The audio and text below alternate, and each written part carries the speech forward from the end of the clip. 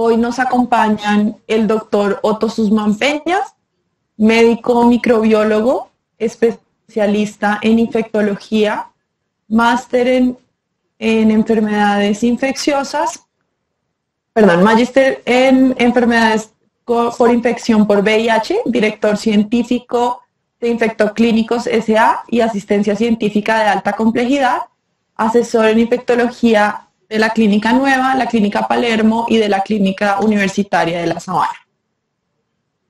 Nos acompaña el profesor Yesid Reyes Alvarado, abogado, especialista y magíster de la Universidad Externado de Colombia, doctor por la Universidad Autónoma de Madrid, quien ha desarrollado su carrera profesional como abogado litigante con juez de la Sala Penal de la Corte Suprema de Justicia, exministro de Justicia y del Derecho, y en la actualidad profesor de la Facultad de Derecho de la Universidad de los Andes. El profesor Ricardo Posada Maya, abogado de la Universidad Pontificia Bolivariana de Medellín, especialista en Derecho Penal por la Universidad de Antioquia, doctor IDEA en Derecho por la Universidad de Salamanca y profesor asociado de la Facultad de Derecho de la Universidad de los Andes, director del área de Derecho Penal, Procesal Penal y Criminología y del Grupo de Investigación en Derecho Penal y Justicia Transicional, César E. Beccaria.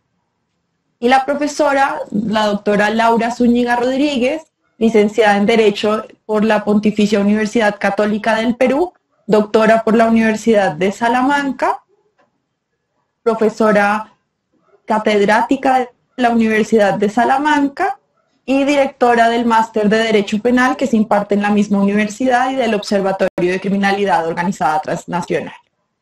Mi nombre es Ligia María Vargas Mendoza, soy profesora de cátedra de la Universidad de los Andes, doctora por la Universidad de Salamanca y les doy en nombre de toda el área la bienvenida al evento de hoy. A día de hoy, el conteo está en 2.979 contagios en Colombia, con 354 pacientes recuperados y 127 muertos por COVID-19. En ese contexto, el gobierno colombiano decretó el estado de emergencia social y el fiscal general de la Nación aseguró que se impondrán sanciones de pena privativa de la libertad que van entre los 4 y los 10 años a las personas que incumplan las disposiciones adoptadas para mitigar la expansión del COVID-19 o acaparen alimentos y elementos esenciales para la salud. En palabras del fiscal, serán implacables, se castigará a quienes dispongan de suficientes elementos de consumo, alimentos, artículos de primera necesidad, insumos médicos, medicamentos, y los guarden con fines de generar alzas exageradas en los precios. Y añadió que no darán pie atrás en castigar a quienes pretendan impedir que los ciudadanos puedan disponer en estos momentos del acceso a productos básicos. Así, ha abierto 2 investigaciones, una en Cartagena y otra en Barranquilla, en contra de 2 personas que incumplieron las medidas de cuarentena el 17 de marzo pasado. Además, abrió investigación preliminar contra el alcalde de Popayán, Juan Carlos López, por la presunta violación de la medida sanitaria y la falsedad en documento, pues parece ser que venía de un país con alto riesgo de contagio y no tomó las precauciones medidas.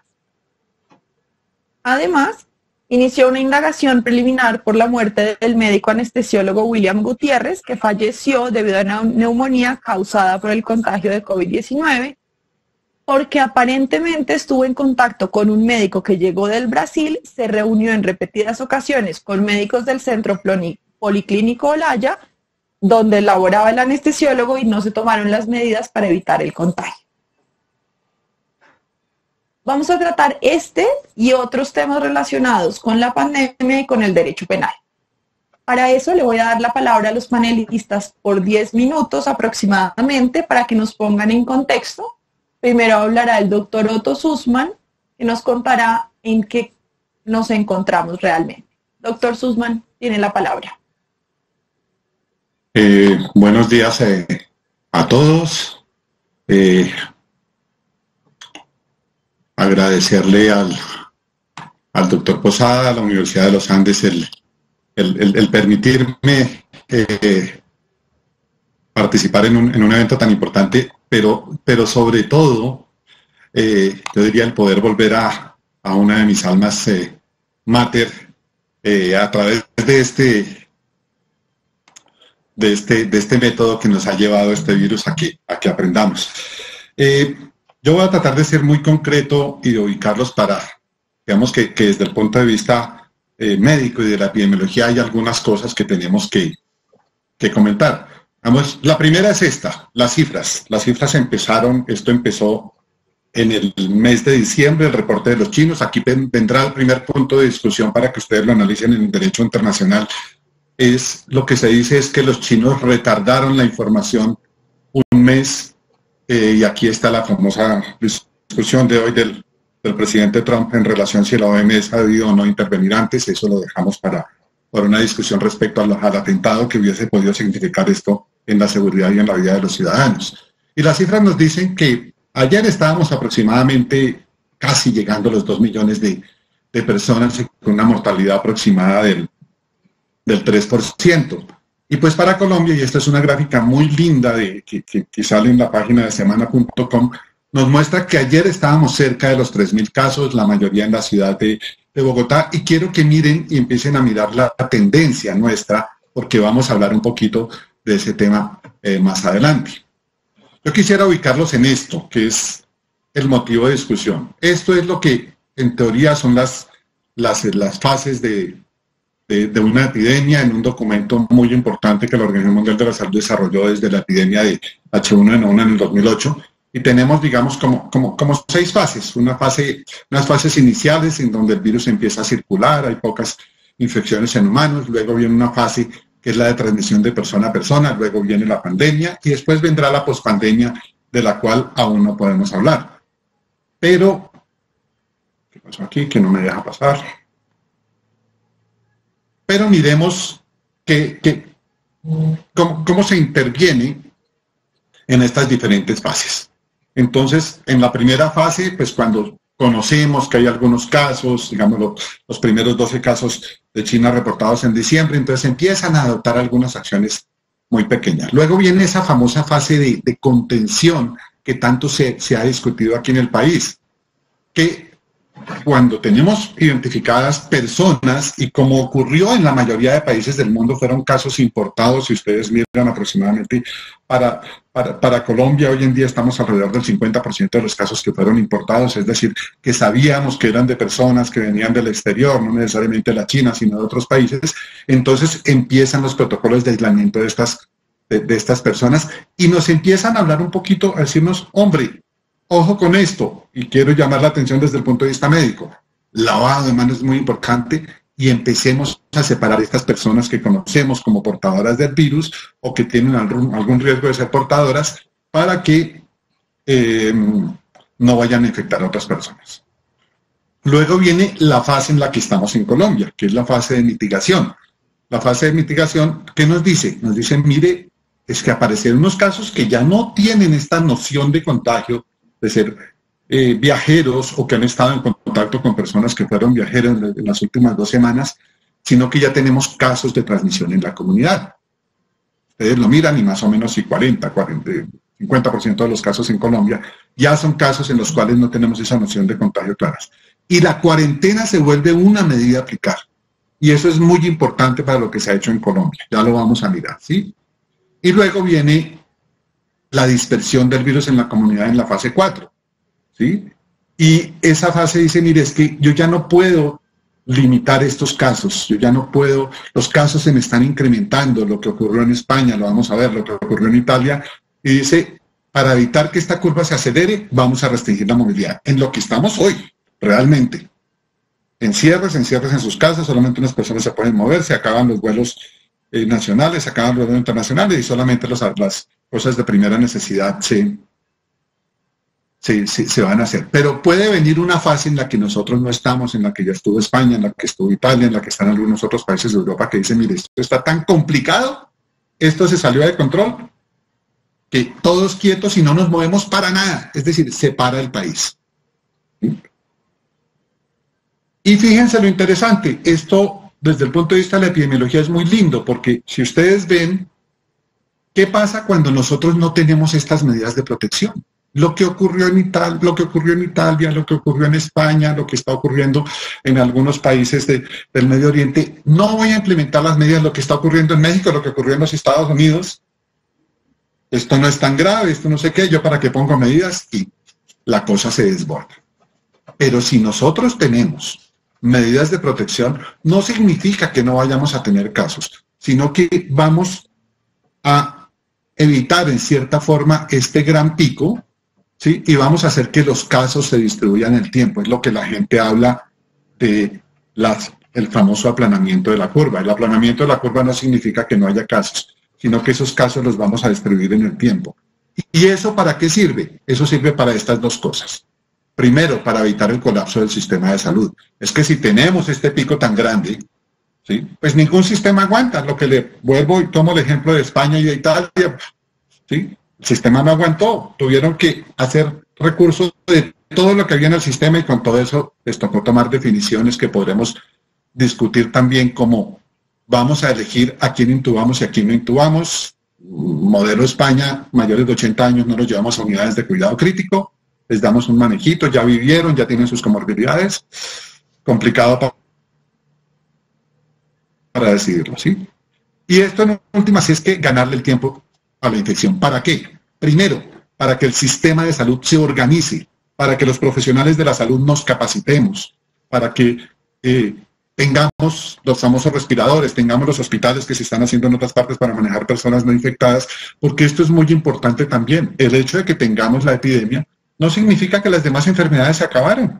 Siguen estando las apendicitis, siguen estando los hipertensos, siguen estando los diabéticos, que igual tenemos que atenderlos. Sin embargo, los hospitales, y ustedes lo pueden mirar en el modelo de Colombia, 70% de los hospitales están desocupados en preparación para la epidemia. ¿Eso también para qué nos sirve? Para quienes estamos de este lado atendiendo pacientes, entendamos más el microorganismo, entendamos que puede haber algunos medicamentos, y ojalá, y esto va a ser a mediano plazo, tengamos una vacuna. Pero también es muy importante para que le enseñemos a la comunidad y para que la comunidad acate las normas. Y aquí es donde la ley tiene que ser un poco más rígida, diría yo. Usted no acató las normas, usted tiene un castigo. ¿Por qué? Porque si usted no acata las normas, además de que usted se puede infectar, puede diseminar ese virus e infectar muchas más personas. Y recuerden que aquí, en el mejor de los panoramas, por cada persona infectada va a haber 3 personas infectadas. Y por eso vienen las medidas de distanciamiento social.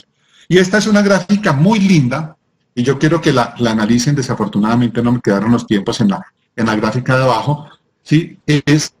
En Colombia el primer caso confirmado por el laboratorio lo tuvimos en marzo 6, pero desde finales de enero ya el país se estaba preparando. Y si ustedes miran, ya hay circulares y ya hay cosas donde nos estaban diciendo, mira, hay que hacer esto, hay que prepararnos, no sé qué.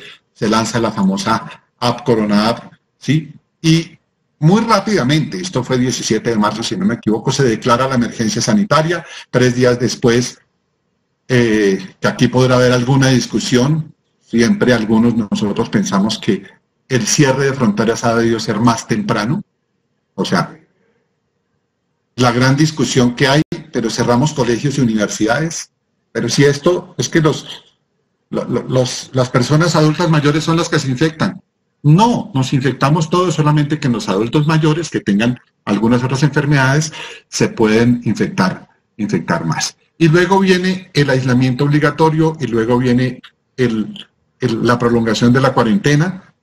Pero miren esto, y yo quiero que lo miren. Esto es tomado de alguna de las páginas que nos están actualizando permanentemente.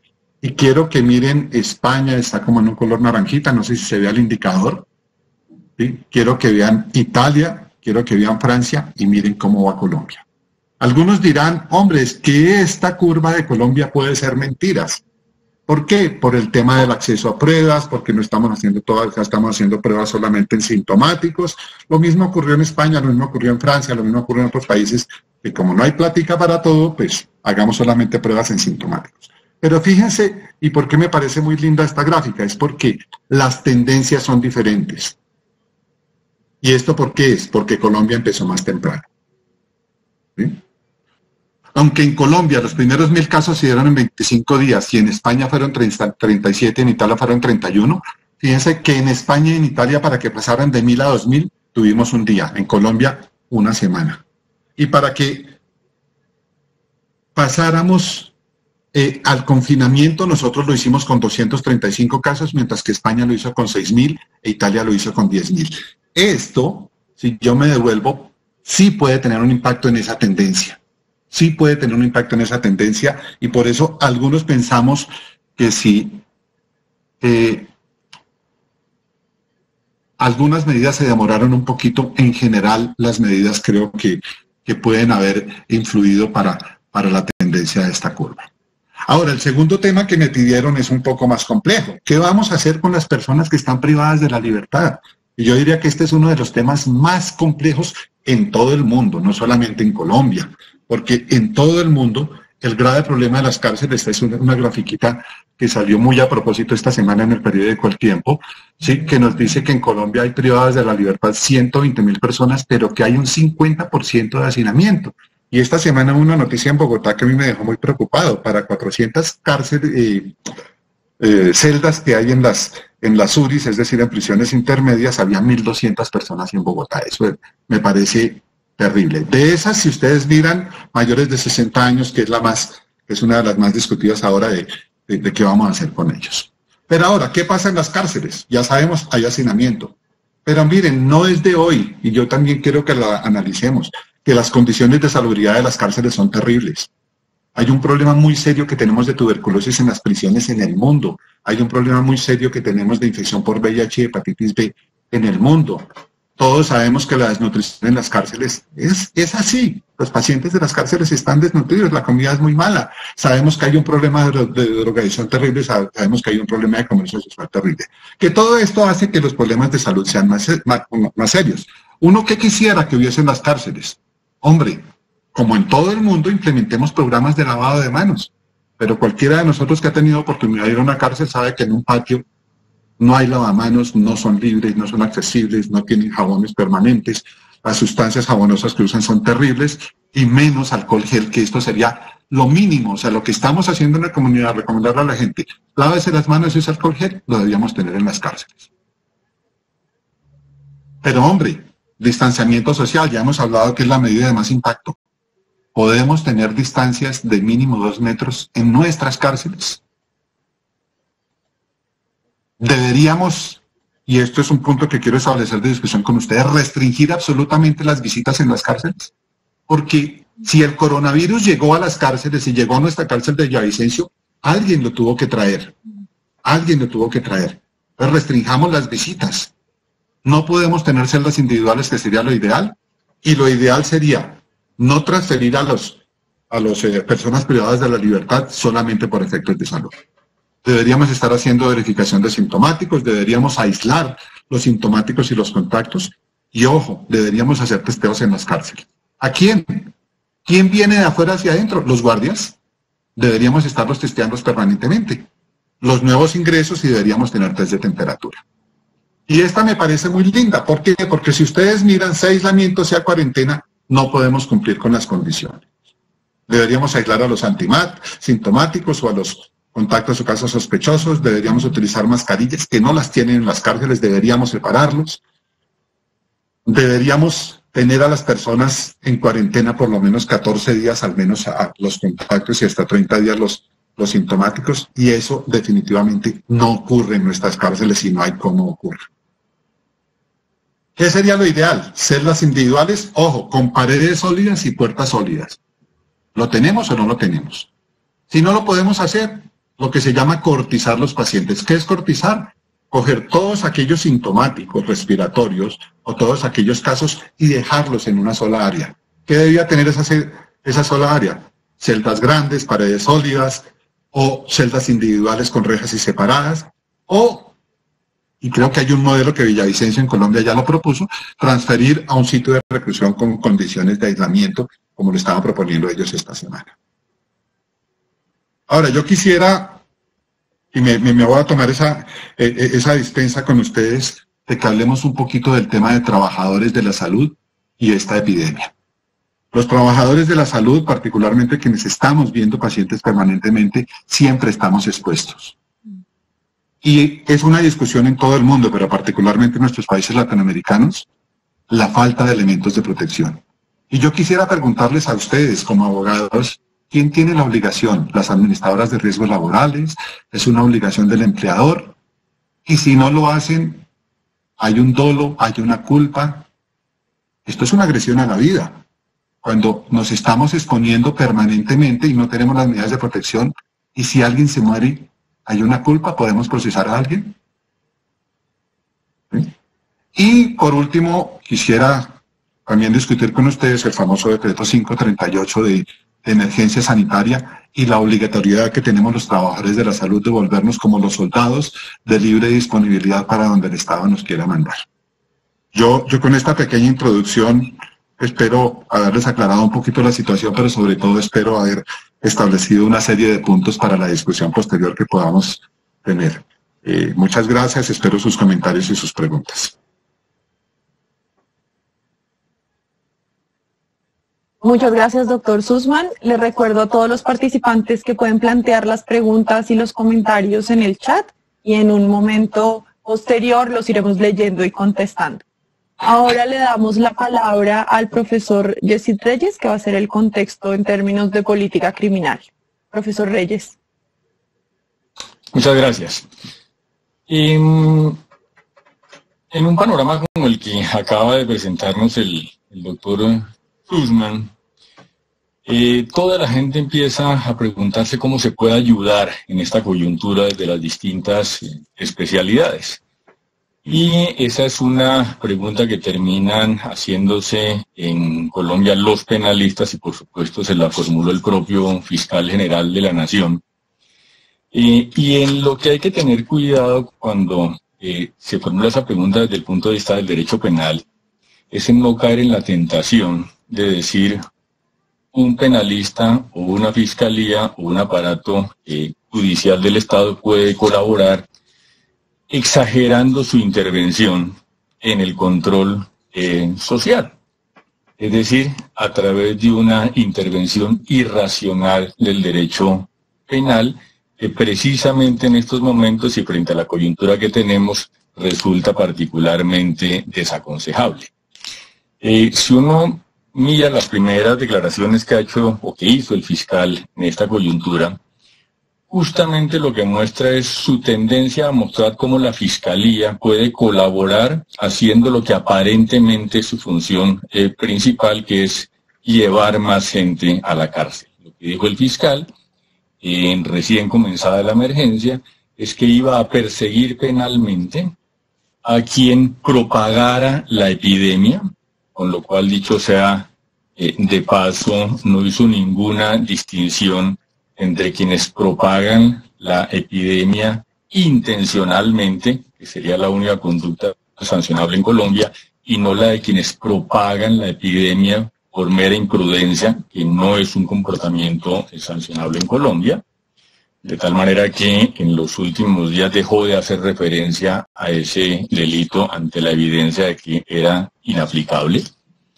Pero también dijo que perseguiría, y en esto se ha cumplido, a quien violara medidas sanitarias. Es un delito un poco más fácil de demostrar que el de propagación de epidemias, pero que en el evento de que pudiera adelantar las investigaciones en corto tiempo, terminaría llevando más gente a la cárcel.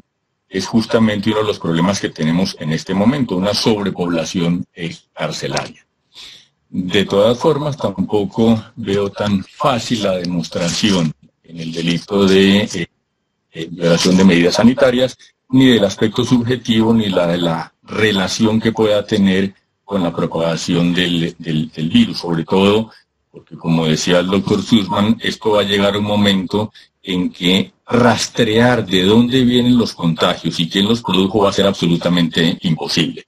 Y vamos a tener entonces la Fiscalía entretenida en perseguir esa clase de delitos. Y por supuesto, anunció la persecución de delitos como el acaparamiento, que no digo que no sea un delito perseguible por la Fiscalía, pero sí digo que siempre hay formas más racionales de controlar conductas como el acaparamiento, que no sean pasando directamente a la persecución penal. En Dinamarca hace un par de semanas, por ejemplo, lo que se hizo en algunos supermercados fue establecer precios diferenciales para algunos productos dependiendo de la cantidad de productos que las personas llevaran, de tal forma que había una gran diferencia en el precio para un producto que para ese mismo producto cuando se lo adquiría en 4, en 5, en 10 o en 20 unidades. Aquí en Colombia el fiscal no propone o no propuso ninguna fórmula alternativa, sino que directamente amenaza con llevar a la cárcel a quien acapare productos de primera necesidad, y volvemos a lo mismo. Un anuncio en un momento en que el principal de los problemas es el hacinamiento carcelario. ¿Qué debería realmente hacer la Fiscalía en estos momentos? Primero, con base en la evidencia de que las tasas de delincuencia han bajado sensiblemente en Colombia gracias al confinamiento, podría aprovechar para hacer una reorganización interna de la Fiscalía que le permita acelerar el trabajo de la Fiscalía, revisar los casos en los que se han pedido medidas de detención preventiva de manera innecesaria para empezar a liberar gente, y por supuesto buscar fórmulas que permitan disminuir el contagio en las cárceles, porque como decía el doctor Sussman, ni los vamos a evitar por fuera, ni tenemos cómo evitarlos al interior de las cárceles. Se trata simplemente de reducir el número de contagios.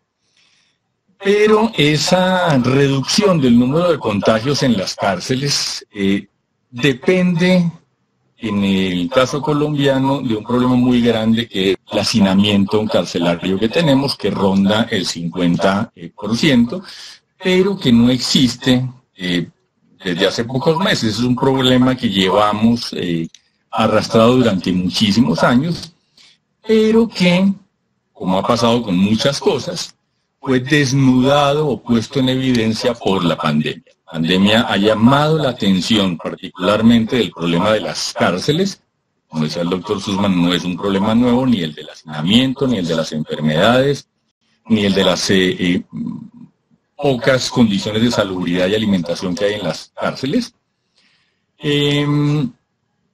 Pero por lo menos el COVID-19 sirvió para llamar la atención de que tenemos un problema serio en materia de cárceles, al que normalmente no le prestamos mucha atención. El Estado normalmente está muy preocupado por deshacerse de sus criminales. Y la forma de deshacerse de sus criminales es encerrándolos en las cárceles. Es prácticamente la única medida de control social que utiliza el derecho penal. Y cuando la criminalidad sube, a lo que recurren es o a crear nuevos delitos o a aumentar las penas, con el mismo propósito de deshagámonos de los criminales confinándolos en las cárceles. Muy poca atención se le presta, por ejemplo, a la identificación y control de las causas del delito. Si las causas del delito se identifican y se controlan, se disminuye el número de ingresos de personas a las cárceles y por consiguiente se disminuye el hacinamiento en las cárceles. Muy poca atención se le presta a la función que el Código Penal colombiano le atribuye a la pena de resocializar. Si el Estado se preocupara seriamente por la readaptación del delincuente, por conseguir que cuando cumpla la pena pueda reincorporarse a la sociedad, esos números de reincidentes disminuirían y por consiguiente el hacinamiento también bajaría. Pero bueno, esas son medidas más a largo plazo. Solo quiero llamar la atención de lo que el Estado no ha hecho consistentemente en los últimos años, debería haber hecho para reducir el hacinamiento. Ahora, frente a esta pandemia, habría que tomar unas medidas a corto plazo y unas medidas a largo plazo. Unas medidas a corto plazo, como las que mencionó el doctor Sussman hace un momento, que ya deberían haber empezado a realizarse desde el comienzo por ser una población particularmente vulnerable, era la realización de pruebas a internos. Como número de personas privadas de la libertad son muchas, son 120.000, pero como número de personas a las que se le puede practicar un test no son demasiados. De tal manera que deberían haberse empezado ya a practicar pruebas a internos, pruebas a personal administrativo, pruebas a personal de vigilancia y comenzar medidas como las que mencionaba el doctor Sussman de aislamiento y manejo de contagiados. Y por supuesto, lo que llevaba el gobierno anunciado hace varias semanas, la expedición de un decreto que permitiera la reducción de las personas que están privadas de la libertad en este momento en las cárceles. A mí me llama muchísimo la atención el hecho de que los parámetros que trazó el gobierno desde el comienzo y la Fiscalía para elaborar el decreto era dejar libres o en prisión domiciliaria a personas que no hayan cometido delitos graves y que no representen un peligro para la sociedad. ¿Por qué me llama la atención? Porque esas son las hipótesis en las que, conforme al código hoy vigente, las personas no deberían estar en las cárceles. Lo que dice el Código de Procedimiento Penal es justamente eso: cuando se trata de delitos que no son graves y personas que no representen un peligro para la sociedad, tienen que estar fuera de las cárceles. Si uno le restara al número de presos que hoy tenemos en Colombia el número de detenidos preventivamente, el hacinamiento sería de 4.000 personas. Sería prácticamente un hacinamiento cero. Entonces, llama la atención que el decreto haya querido ser concebido con esos dos parámetros que, repito, le hubieran permitido a la Fiscalía y a la Administración de Justicia desde tiempo atrás tener por fuera de las cárceles a esas personas que hoy se pretende sacar de la cárcel. El decreto al final resultó bastante más restrictivo de lo que se había dicho. En términos prácticos, lo que hace el decreto es bajar el requisito de haber cumplido el 50% de la condena a solo el 40% de la condena, pero curiosamente eleva el número de excepciones frente al que existe en la legislación actual. En una revisión muy rápida, hay más de 20 excepciones nuevas a las que tiene la legislación actual. Es decir, con la legislación actual podrían salir más personas en detención domiciliaria que las que va a permitir la salida con el decreto que expidió el gobierno nacional. Una cosa más, a largo plazo, este me parece un buen momento para que el Congreso, que perdió muchísimas semanas discutiendo si se reunía o no se reunía virtualmente, para que el Congreso tome medidas para solucionar problemas como el de hacinamiento a largo plazo. Entonces, este es un momento que el Congreso debería aprovechar para replantear el tema del manejo de las cárceles, replantear el problema de la salud en las cárceles, replantear el problema de cómo se está aplicando la detención preventiva en las cárceles. Con esto quiero simplemente dejar planteada otra faceta distinta de la que planteó el doctor Sussman. No me ocupo ahora de los dos interesantes o tres interesantes problemas que planteó al final de su intervención. Los dejamos para más adelante cuando entremos al debate de algunos temas puntuales como los que él enunció. Muchas gracias. Perfecto, profesor Reyes, muchas gracias. Ahora vamos a darle la palabra a la profesora Laura Zúñiga, quien nos va a contar de la situación en España. Antes quiero pedirle el favor a todos los participantes que cuando envíen preguntas al chat se aseguren que las están enviando al chat de panelistas para que podamos verlas. Profesora Zúñiga, tiene la palabra. Buenos días para Colombia y buenas tardes en mi caso. Bueno, ante todo, decir que es un gusto estar participando en este evento que organiza la Universidad de los Andes con mi querido colega, el profesor Ricardo Posada, Ligia y mis compañeros de debate que seguramente nos dará lugar a unos interesantes intercambios de ideas, ¿no? Yo quiero empezar por una reflexión general de lo que es el derecho penal en tiempos del coronavirus, ¿no?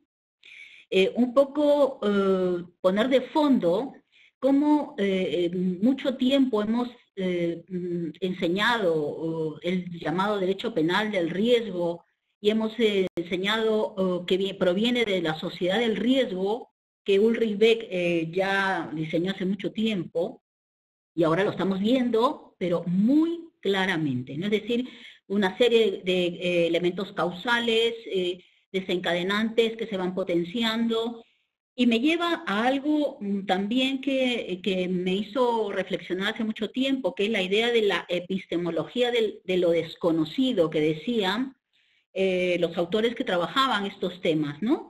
Efectivamente, por lo menos la percepción que se ve respecto a incluso la ciencia es que más es lo desconocido que lo conocido, ¿no?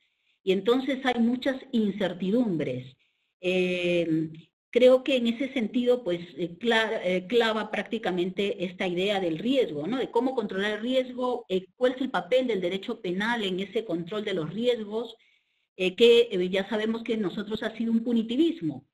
Pero precisamente, al parecer, y por lo menos desde la percepción desde España, creo que una segunda verificación es que el derecho penal ha quedado totalmente subsidiario, secundario, totalmente atrás de lo que es el protagonismo de otras ciencias, ¿no? Y para bien, que por lo menos aquí en España no ha habido esa demanda normalmente de derecho penal que continuamente se trae cuando hay delitos de sangre, cuando hay violaciones, cuando hay feminicidios, etcétera, sino ahora más bien estamos pidiendo que salgan de la cárcel. No sé si nos damos cuenta, el coronavirus nos ha planteado cambios de perspectivas tan rápidos que conviene tenerlas ahí presentes. Obviamente no me puedo introducir demasiado en ese tema, pero sí plantear esas ideas, ¿no? Que nos está llevando a digamos, una desescalada del punitivismo, en el sentido de que ya en muchos sitios, incluso he leído, por ejemplo, que en Turquía 90.000 presos iban a salir de la cárcel, ¿no? ¿Cuándo íbamos a pensar que la gente iba a salir de la cárcel cuando constantemente estaba entrando? Bueno, todas estas dos ideas, estas ideas de marco, voy a contar un poco qué ha sucedido en España, ¿no? Nosotros podemos decir que tenemos satisfactoriamente la situación contraria a la de salud tan grave que hemos protagonizado, de que no se ha demandado prácticamente un derecho penal excepcional. Es decir, no se ha demandado ningún tipo de sanciones, ni herramientas, ni nuevas normas para atajar o hacer cumplir las normas de confinamiento, ¿no? Como saben ustedes, España ha entrado tarde, y ha estado muy tarde, y hay un problema grave. Entonces, las medidas de confinamiento, las medidas para la cuarentena son muy extremas, son tremendas, son quizás de las más duras que existen en el panorama comparado. Por ejemplo, vemos en París que pueden salir a correr, aquí no se puede nada, absolutamente nada. Es decir, tenemos un confinamiento casi absoluto y solamente se permite salir en situaciones muy excepcionales, que son para comprar comida, para ir al hospital, y para situaciones muy limitadas, ¿no? En esta restricción, digamos, de derechos fundamentales que está amparada por la Constitución, nosotros tenemos el artículo 116 de la Constitución que establece la posibilidad de los estados de excepción, ¿no? Se llama estado de alarma, excepción y sitio. Digamos, respecto a la gravedad, ya de sitio ya es cuando estamos prácticamente en guerra, ¿no? Aquí se ha aplicado recién el 14 de marzo un real decreto donde se plantea el estado de alarma, de un momento a otro prácticamente, con decirles que una semana antes había grandes manifestaciones a favor de la mujer, por los derechos de la mujer, de cientos de personas, y a la semana siguiente estábamos todos metidos en casa absolutamente. Algo que también desde el punto de vista mental, usted doctor, que es médico, también es bastante difícil, ¿no? Nadie se ha creído la realidad de la preocupación, lo grave que es esto, ¿no? Y aquí también creo que es importante también tenernos en cuenta que los políticos y los juristas también tenemos que estar en segundo plano. Aquí son los que tienen que hablar los científicos para ver la gravedad de este tipo de amenaza contra la salud pública, ¿no? Bueno, se toma la medida de confinamiento, que como digo está amparada por la Constitución, amparada también por el Tribunal Europeo de Derechos Humanos. Ojo, porque nosotros hemos tenido situaciones excepcionales, por ejemplo, para el terrorismo, ¿no? Algunos, por ejemplo, los italianos, viendo cómo están trabajando los italianos, hablan del estado de emergencia, es decir, cómo el derecho mismo permite la exceptualidad, digamos, la excepción de los derechos fundamentales, ¿no? Siempre que se cumplan con estos requisitos de proporcionalidad, ¿no? Idoneidad de la medida, necesidad de la medida y proporcionalidad estricta, ¿no? Se entiende que cumple totalmente, en el sentido de que ya decíamos tantas incertidumbres, tanto desconocido, parece que lo único conocido, lo único cierto que hay en todo esto es que hay que evitar el contagio, ¿no? Ante que no existe vacuna, no existe tratamiento, evitar el contagio. Entonces, el confinamiento, las medidas de restricción de libertades son fundamentales para la salud pública, ¿no? Entonces, eso creo que tiene que estar claro, ¿no? Que son muy importantes, porque nosotros, pues ya digo, esto no nos toca a nosotros valorarlo, pero ya parece que todo el mundo, porque es un tema también mundial, ojo, ¿no? ¿Sí? Cada vez más los problemas son globales, no es solamente, y esto es otra muestra del carácter global, de la necesaria gobernanza global, ¿no? Que se requiere para este tipo de tratamiento, porque hay restricciones para también la entrada de las fronteras. Hemos tenido casos, claro, obviamente, de detenciones de personas, o por lo menos no dejar entrar en las fronteras con Portugal, con esto, aunque nosotros somos los que en realidad deberíamos no dejar salir porque somos los más contagiados, ¿no? Como decíamos, lamentablemente podemos decir que tenemos la cifra más alta de muertos por habitante, de fallecidos por habitantes del mundo, cosa que es tremenda. Ahora que lo pronuncio, la verdad que me causa un poco de pavor, porque realmente esto tiene unas connotaciones muy importantes desde el punto de vista político, y que las va a tener. Tenemos una oposición muy fuerte, es el único país, yo lo digo, del mundo civilizado, en el cual la oposición es feroz, o sea, feroz, que no está, digamos, apoyando al capitán del barco en el que se está a la zozobra, ¿no? Porque estamos en plena tempestad. Bueno, ¿por qué? Porque ha sido muy, muy duro, ¿no? Muy duro esta situación. Bueno, ¿cuáles son las medidas que se han tomado para hacer cumplir las normas de confinamiento tan duras que estoy diciendo, ¿no? Son muy duras. Bueno, ha sido en realidad solo aplicar la ley que ya existía, la Ley de Seguridad Ciudadana. Nosotros en el año 2015 se hizo una reforma, que es una ley de orden público, digamos, para pues, desobediencias, en general, infracciones contra el orden público, por ejemplo, manifestaciones, desobediencias a las autoridades que no sean demasiado graves, etcétera. Lo que ha hecho, pues, en realidad, en general, lo que se ha aplicado es que ha sido la toma, digamos, de toda la situación por parte de las fuerzas del orden. Las fuerzas del orden son las encargadas de cumplir, de interpretar, ojo, esto es importante, son ellos los que interpretan si se está en una situación, porque hay excepciones, ¿no? Hay excepciones que son las situaciones de urgencia a este confinamiento, ¿no? Entonces, hay una norma general, y son ellos los encargados de interpretar que hay una situación excepcional. Por ejemplo, si se permite para llevar a un hijo que está enfermo, etcétera, ¿no? Pero después, en general, no se permite salir. Y son muy estrictos, han sido muy estrictos. Es decir, por ejemplo, por darles un ejemplo, ¿no? Está permitido pasear a tu mascota, pero ya si se van a muchos kilómetros o se tardan mucho, les preguntan y han sancionado, ¿no? Y hay sanciones con esto.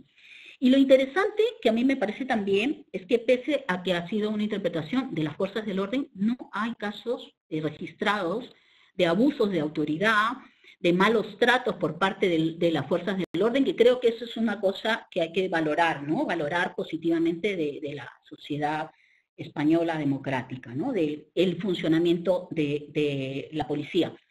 Fíjese que aquí hemos tenido problemas graves de independentismo y todo este problemas políticos. Entonces, que entre la policía y está entrando las fuerzas militares, las fuerzas armadas también ha tenido la función de ir desinfectando calles, lugares, hospitales, comisarías, etcétera. Es decir, que el protagonismo aquí lo ha tenido las fuerzas del orden, ¿no? ¿Qué ha utilizado? La Ley de Seguridad Ciudadana. La Ley de Seguridad Ciudadana que habilita, en casos muy graves, puede llegar hasta 600.000 euros. Pero es en caso, por ejemplo, de que haya un gran espectáculo público con prohibición expresa del mismo. ¿Ya? Ese es un caso muy grave. Lo que se ha aplicado más son infracciones leves. Y lo que más se ha aplicado es pues sanciones entre 300 y 600 euros. Es lo más, ¿no? Tenemos denuncias por medio millón, sí, 500.000 denuncias por incumplimiento de estas medidas. Bueno, que tampoco es demasiado, en un país con 47 millones de habitantes, pues que haya 500.000 que no cumplan, ya es bastante. Y como les digo, que de un día para otro nos hemos tenido que meter a la casa casi sin darnos cuenta, ¿no? Entonces, hay gente en algunos pueblos que no lo cumplen, ¿no? Como anécdota, contar que nuestro ilustre expresidente, Mariano Rajoy, lo han pillado haciendo footing por su urbanización, cosa que está prohibido. No sabemos si le van a sancionar realmente, le van a aplicar la ley, porque lo que está haciendo las fuerzas del orden es, incluso hasta con drones está vigilando el cumplimiento, porque ¿qué pasa? En pueblos pequeños se reunían en las plazas de los pueblos, como saben que la policía no va a venir o alguno avisa, y entonces ya no pasaba nada. Es absoluta, están diciendo que no es que haya un riesgo, digamos, un peligro concreto a la vida, es que hay que cumplir las normas totalmente, ¿no? Bueno, ¿y qué pasa? En los casos más graves, ya en los casos, obviamente, ya cuando hay una resistencia grave a la autoridad, es decir, cuando ya hablamos de desobediencias reiteradas, violencia, uso de violencia contra la autoridad, ahí es que hemos utilizado el derecho penal, solo en esos casos. Y no una norma nueva, sino los delitos ya que tenemos en el Código Penal de atentado y desobediencia a la autoridad, ¿no? Que va de penas de 1 a 4 años y multas, entonces penas, digamos, tampoco tan grandes y en principio tan altas no se ha aplicado, ¿no? Esto es lo que las autoridades en general pues han detenido en casos muy leves. Ha habido un caso que ha llamado mucho la atención de un señor contagiado que se ha ido a un pueblo concreto y lo ha puesto en Facebook, en las redes sociales, diciendo que sale a contagiar específicamente a ellos, ¿no? He escuchado que a este señor le han impuesto la pena de destierro que existe, es decir, que no puede volver a ese lugar, ¿no? Pero claro, aquí hay un tema interesante también, ¿no? ¿Se puede aplicar el delito de lesiones agravadas? Nosotros creemos que sí. De hecho, ya hay jurisprudencia que el que a sabiendas infecte el VIH, ¿no? Es decir, si hace, digamos, sabe que lo tiene y lo hace exprofesamente, se puede, además, aparte del atentado, podría ser un delito de lesiones graves. ¿Qué pasaría si ese contagio produce el fallecimiento de una persona, ¿no? Eso también sería interesante. Podría haber un caso de homicidio, podría ser asesinato, bueno, según las circunstancias, ¿no? Habría que sopesarlo, pero bueno, eso es una posibilidad. Bueno, en síntesis, quiero plantear como primera idea cómo España no ha requerido utilizar unas leyes excepcionales o leyes de emergencia que restrinjan más los derechos. Bueno, tenemos ya los derechos restringidos, pero no la utilización, no el derecho penal, ¿no? El derecho penal se ha aplicado privilegiadamente sanciones administrativas, es decir, multas. En primer lugar, en la mayoría de los casos muy excepcionales, muy graves, se ha aplicado el derecho penal, delitos que ya tenemos de desobediencia a la autoridad, ¿no? Y respecto a lo que el doctor Sussman planteaba, hay el tema de las cárceles. Aquí hemos tenido una mujer fallecida, una presa fallecida ya, tenemos casi 20.000 fallecidos. Hay un problema, en las cárceles no tenemos, no se permiten ya las visitas, no está permitido, están cerradas las cárceles, porque con las medidas de confinamiento que tenemos, eso está trayendo problemas más bien de orden interno, ¿no? Dentro de la cárcel, sobre todo por la droga, ¿no? Por la escasez de droga. Sabemos que muchos están enganchados a las drogas y claro, no tienen ese problema, no tienen visitas vis a vis tampoco. Bueno, y sí se ha escuchado algún pequeño motín, desmentido por las autoridades penitenciarias, pero ha salido que por lo menos se están quejando los presos de esa situación, y algunos dicen, claro, tienen temor a morir ahí en la cárcel, ¿no? Es verdad que en las cárceles españolas no hay ese hacinamiento que se conoce en América Latina, no existe tal hacinamiento, pero sí que pues celdas de 2 personas, o sea, eso de 2 metros va a ser difícil, y ese es un tema interesante. Y otro tema que planteó el doctor es el tema de los profesionales, ¿no? Sí, es bien interesante, sí hay una obligación jurídica de proveer los medios materiales de protección para los sanitarios en general. Esto se planteó aquí. Nosotros tenemos una ley de protección a la salud muy rígida y muy importante. De hecho, nosotros decimos es el primer compliance que existe, porque hace tiempo ya se rige. Aquí a un trabajador tiene un accidente laboral, se puede abrir incluso un delito penal, ¿no? O sea, un delito contra el empleador, contra los que están obligados jurídicamente a proveer los medios. ¿Qué pasa en este caso? Ha habido una denuncia de los sindicatos sanitarios, porque es que la avalancha ha sido tremenda, ¿no? Cuando hubo ese pico que usted planteaba, pues no ha habido capacidad suficiente de proveer esto, ¿no? Entonces, ha habido demanda y ha habido un juez que ha declarado la obligatoriedad de que el ministerio provea, ¿no?, de acuerdo a la ley, todas las medidas de protección. Pero ¿qué pasa? Que en la práctica no las puede dar, no las ha podido dar. No las ha podido dar primero por la situación de emergencia que ha habido, que imagínense que he tenido que... Alumnos de último año de enfermería han tenido que ir y algunos jubilados, médicos jubilados, presentarse ahí porque ha sido como la guerra, la verdad, tremendo. Entonces, claro, no ha habido suficientes medios. Y ahí tenemos contagiados 19.000, casi 20.000 profesionales sanitarios. 26 muertos, fallecidos, médicos fallecidos. Es una cuestión bien grave, bien difícil de digerir, que eso, ya decimos, habrá que digerirlo después, ¿no? Esto es como shock postraumático, ¿no? Estamos nosotros todavía asumiendo todo lo que está pasando y entonces, dentro de todo lo malo, pues sí decir que por lo menos creo que en general la ciudadanía está respondiendo y en general hay una solidaridad y un empeño y no utilizar pues castigo que siempre es mucho más violento, mucho más aumento de la violencia que ya supone la propia enfermedad, ¿no? Muchas gracias. Muchas gracias, profesora Zúñiga. Ahora el profesor Posada nos va a contar cuáles son los delitos que se podrían imputar en Colombia y por cuáles podría estar investigando la Fiscalía. Profesor Posada. Bueno, muy buenos días a todos y a todas.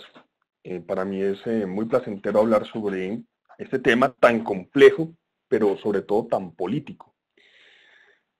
Digamos que más allá de la intervención jurídico-penal, el tema pasa por la voluntad política de, por una parte, proteger la salud pública como un bien de interés público, tal y como ha sido definido por la Ley 9 del 79 en el artículo 594, en términos generales a través de reglas de control técnico, y por la otra, mantener un esquema de seguridad y de gobernabilidad. Los estados juegan entre esas dos líneas. y en la mitad encontramos la voluntad política, y particularmente una voluntad política referida al cumplimiento de los derechos fundamentales. Eso muestra muy bien la tensión que estamos discutiendo hoy a través del decreto que se menciona, que profiere el Ministerio de Justicia, y es justamente la posibilidad de no acabar con el sistema de seguridad general y el imaginario de seguridad colectivo, y por la otra, pues generar alguna protección probablemente no muy satisfactoria ni muy eficaz en relación con las personas privadas de la libertad. Es un hecho claro que en Colombia, pues desde el punto de vista constitucional, todos tenemos un deber particular de proteger no solamente nuestra salud, sino la salud de nuestra familia, pero al mismo tiempo, ese deber de protección general contrasta con unas condiciones sociales, culturales y económicas muy difíciles. Ese fenómeno de la seguridad, digamos, colectiva contrasta con el derecho a la supervivencia de muchas personas, contrasta con el derecho a la seguridad de otras, pero al mismo tiempo con el derecho de muchos, digamos, a tener un ambiente de normalidad. Y la primera pregunta que se plantea, la cuestión es hasta qué punto los mecanismos de excepción pueden garantizar este tipo de fenómenos. El ordenamiento jurídico penal colombiano tiene un par de normas muy antiguas en relación con la protección a la salud como bien jurídico de naturaleza colectiva, naturalmente intermedio, bastante institucionalizado. Una de ellas recientemente declarada inexequible por la Corte Constitucional, que se refiere, por ejemplo, a la propagación de VIH y hepatitis B, pero no se permite entender que el Código consagra al menos dos tipos penales referidos a la salud pública como bien jurídico colectivo, que serían la violación de medida sanitaria, previsto en el artículo 368, modificado por la ley 1220 del 2008, y el de propagación de epidemia, también en el artículo 369, modificado por la misma ley. Son dos normas bastante interesantes y muy complejas que tienen problemas teóricos muy prácticos al momento de ser llevadas a la realidad. Lo primero que habría que decir es que son normas con penas para esos efectos sustancialmente altas. La violación de medida sanitaria tiene una pena de 4 a 8 años de prisión, mientras que la propagación de epidemia tiene una pena entre 4 y 10 años de prisión, ambas que superan los límites de los 4 años en términos generales para la posibilidad de detención preventiva. Y hay 3 puntos por los cuales yo me decantaría en estos pocos segundos para demostrar, o por lo menos para afirmar probablemente la inaplicabilidad general de este tipo de normas, sobre todo para generar control social efectivo sin generar simplemente un derecho y un discurso simbólico. El primero de ellos es, como lo decía bien el profesor Reyes, el problema de la norma de reenvío al ser tipos penales en blanco. A la fecha tenemos más de 70 normas jurídicas, no solamente ordinarias, sino de excepción, que de alguna manera regulan las medidas técnicas que deben conocer los ciudadanos. Y el problema del reenvío plantea, digamos, no solamente la estructura del peligro, sino al mismo tiempo la posibilidad de que ese peligro, que en general para muchos es un peligro de naturaleza abstracta, pueda tener una efectiva protección del bien jurídico. Eso por una parte, pero en otras cosas queda la misma discusión acerca de si esas normas o no que han sido proferidas bajo el estado de emergencia, de alguna manera son realmente proferidas por la autoridad competente o, en caso de serlo, de alguna manera si son constitucionales o no. El segundo problema, por lo menos en relación, por ejemplo, con los delitos de violación de medidas sanitarias, es que no se trata de violar cualquier clase de medidas, sino medidas técnicas que hayan sido fundamentalmente tomadas para la introducción o la propagación. Y en eso habría que mirar si esas medidas cumplen con la idoneidad necesaria para esos fines. Eso por una parte. Pero por la otra, es que al ser tantas normas de emergencia, pues difícilmente la población las conoce. Y eso nos genera fundamentalmente, como lo plantea el profesor Reyes, la posibilidad no solamente de alegar errores de tipo, porque el sujeto no sabe efectivamente que está violando medidas sanitarias técnicas en ese tema, sino también clarísimos errores de prohibiciones directos, probablemente invencibles, en la medida en que el sujeto no sabe que está cometiendo un comportamiento que es potencialmente o posiblemente antijurídico. por manera que la posibilidad no solo de imputar una conducta en estos extremos, de mera conducta y de peligro, donde las violaciones no son tan claramente dirigidas a materializar los riesgos, pero al mismo tiempo desde el punto de vista subjetivo, por la cantidad de normas que se desconocen, pero al mismo tiempo porque el sujeto no necesariamente tiene dolo de infringirlas, pues es extremadamente complejo. En cuanto a la propagación de epidemia, pues inicialmente la doctrina discute sustancialmente si se trata de tipos de resultado o si se trata de tipos incluso de peligro. La mayoría de la doctrina entiende que se trata de tipos de peligro que no requiere un resultado específico a pesar específicamente del verbo rector que es propagar, porque en el fondo lo que se necesita es realizar una serie de prácticas idóneas para el contagio, en el caso concreto, o actos de contagio, incluso sin necesidad de que exista un contacto personal entre personas. Si se trata de delitos de resultado, como también lo ha planteado la doctrina, el problema también sería la prueba del nexo de causalidad. Y yo creo que ahí está el punto central en este debate. Y es que es básicamente imposible probar, porque sería un nexo de causalidad general o global en estos casos, que como lo ha planteado el doctor Sussman, dentro de las distintas etapas del desarrollo de la epidemia o de la posible pandemia, pues se pierde la estructura de el rastreo o el rastro del contagio. En consecuencia, es básicamente imposible llevarlo a cabo, y solamente los casos de dolo directo, básicamente en los que el sujeto claramente tiene la intención específica de contagiar a otra persona, podrían entrar en el ámbito del análisis jurídico.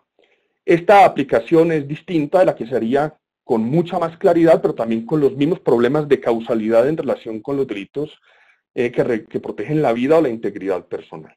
Recuerden que todos estos delitos, tanto la propagación de epidemia como la violación de medidas sanitarias, son circunstancias de agravación en Colombia de las lesiones personales dolosas y del homicidio en estos casos.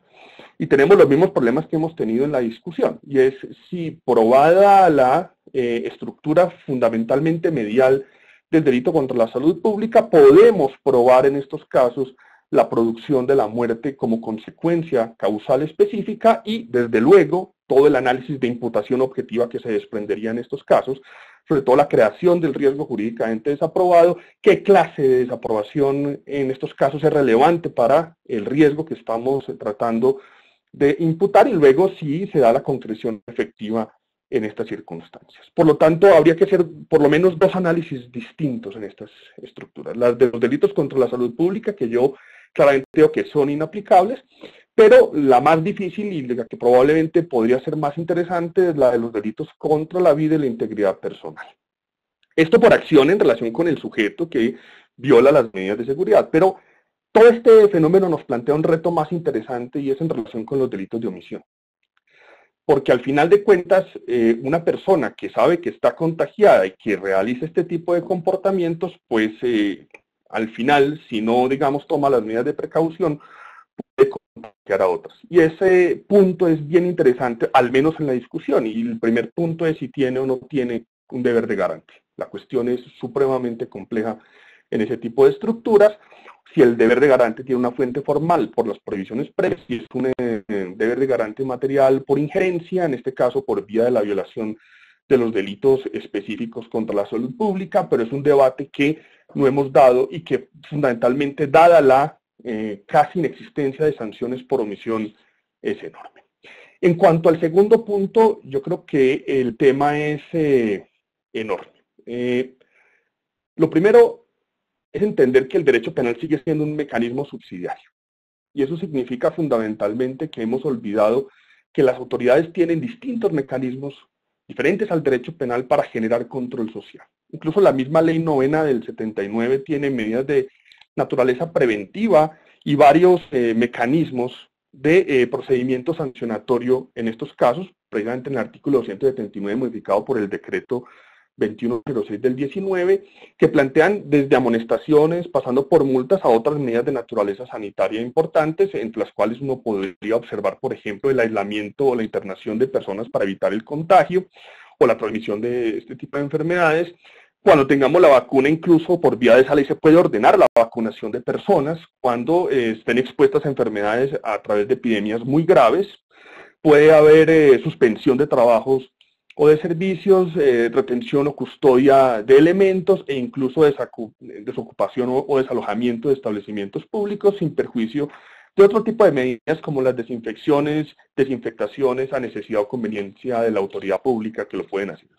En otros aspectos también la ley 1801 del 2016 pues tiene un tipo de normativas específicas que nos permiten proteger la salud pública, la vida y la integridad de las personas, y en fin, los decretos de emergencia nos permitirían en estos casos tomar medidas. Eso significa que básicamente el derecho penal no estaría diseñado para hacer control social de prevención en relación con el bien jurídico, sino una especie de control sancionatorio. Y en relación con el último punto al que me quiero referir es el decreto, específicamente el 546 del 2020 que se profirió en estas últimas horas. Lo primero que hay que decir es que es un decreto mucho más restrictivo que la normativa ordinaria. Eso ya de entrada nos marca una pauta acerca de la voluntad política para solucionar el problema de la seguridad de la salud de los internos. La excepcionalidad del decreto y las excepciones que tiene pues son tan generales que básicamente es un decreto que sigue siendo una medida simbólica para mostrar que el Estado tiene algún tipo de preocupación, pero que no nos muestra, como lo planteó el doctor Sussman al final de su intervención, una serie de medidas concretas para proteger la vida. Es más, la pregunta en este momento es si el decreto hoy es importante. Se hubiera sacado, se hubiera preferido hace un mes, no hoy, porque al final, si hay infecciones en las cárceles, pues el problema es que estamos frente a una epidemia, todavía no necesariamente pandemia, que es un riesgo sistémico, que además es, como dice el doctor Sussman, global, y lo dijo también Laura, que es incontrolable por completo, es decir, no hay una posibilidad de completo control para las infecciones, que es difícilmente detectable salvo con las pruebas que son necesarias.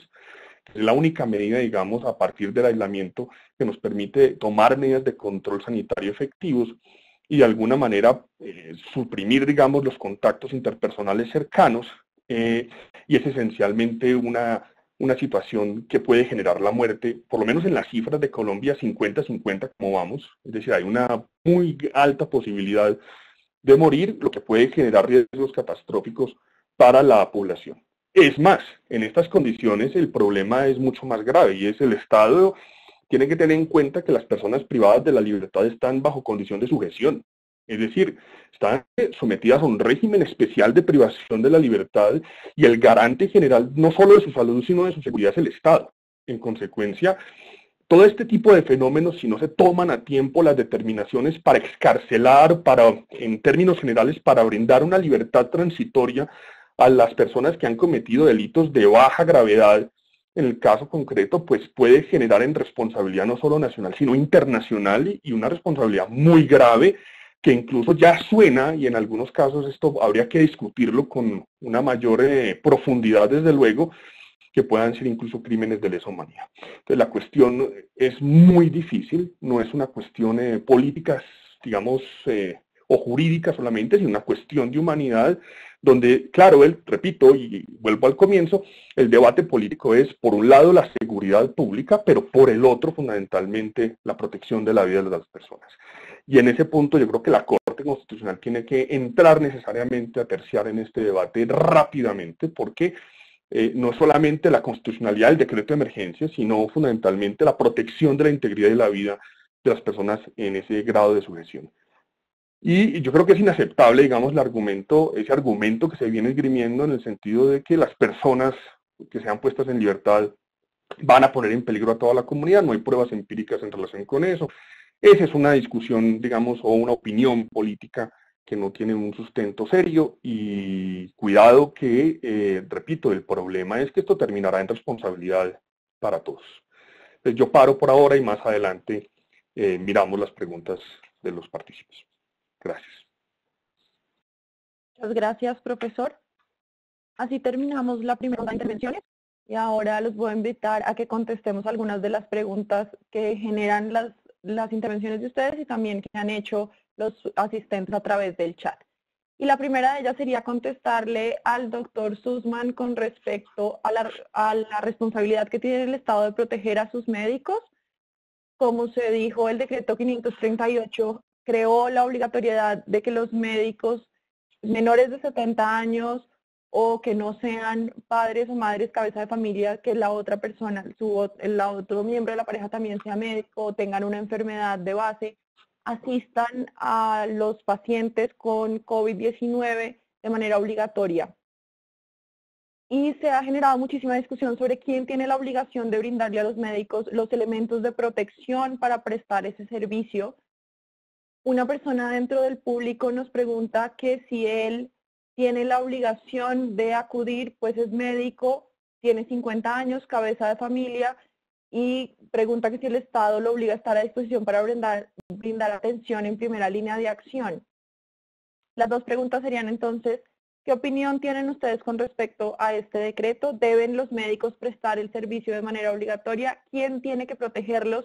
Y si el Estado, las ARLs o las propias instituciones prestadoras de salud no les dan la protección para dar ese servicio, ¿responderían de alguna manera en términos jurídicos? La palabra es de ustedes, quien quiera contestar.